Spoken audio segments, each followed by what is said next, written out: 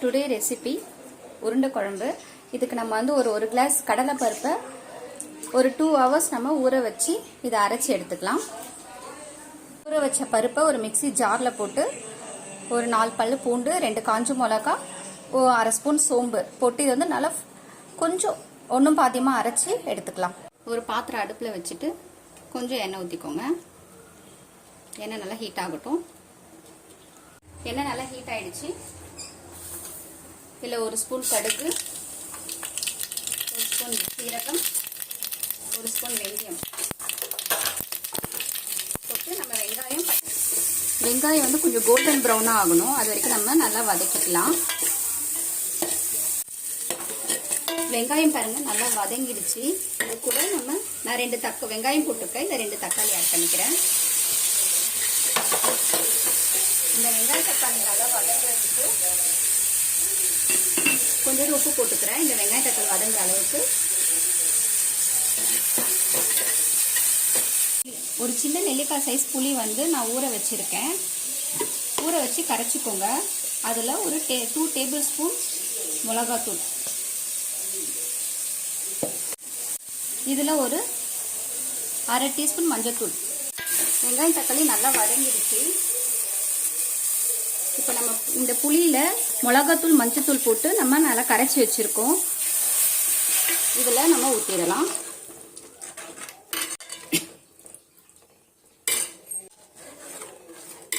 இப்போ இந்த கிரேவிக்கு தேவையான இந்த தண்ணி ஊற்றிக்கலாம்.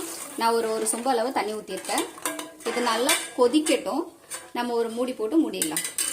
நம்ம இதை அரைச்சி வச்சிருக்கோம் இல்லைங்களா, கடலைப்பருப்பு, காஞ்ச மிளகா, பூண்டு, சோம்பு, இது கூட ஒரு வெங்காயம், ஒரு பச்சை மிளகா இது போட்டு நல்லா கொஞ்சம் உப்பு போட்டு இதை நம்ம பிசைஞ்சுக்கணும். இந்த கடலைப்பருப்புக்கு தேவையான உப்பு போட்டு இதை நல்லா நம்ம பிசைஞ்சு ரெடி பண்ணி வச்சுக்கலாம். சின்ன சின்ன உருண்டையா நம்ம ஒரு பிளேட்ல எடுத்து வச்சுக்கலாம். குழம்பு நல்லா கொதிச்சிருச்சு. இந்த அளவுக்கு இருந்தால் போதுங்க. ஏன்னா நம்ம உருண்டை போட்டு கொதிக்கும் பொழுது குழம்பு நல்லா திக்காயிடும்.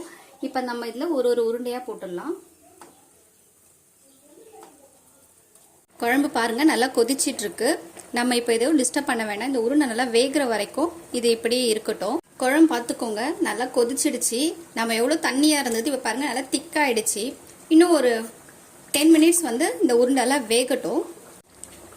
உருண்டையெல்லாம் நல்லா வெந்துக்கிட்டு இருக்கு.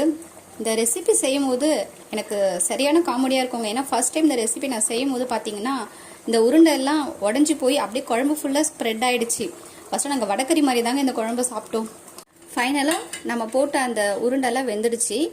எண்ணெய் பிரிஞ்சு வந்து குழம்பும் நல்லா திக்காயிடுச்சு. அவ்வளோதாங்க. இதோட நம்ம கேஸ் ஆஃப் பண்ணிடலாம்.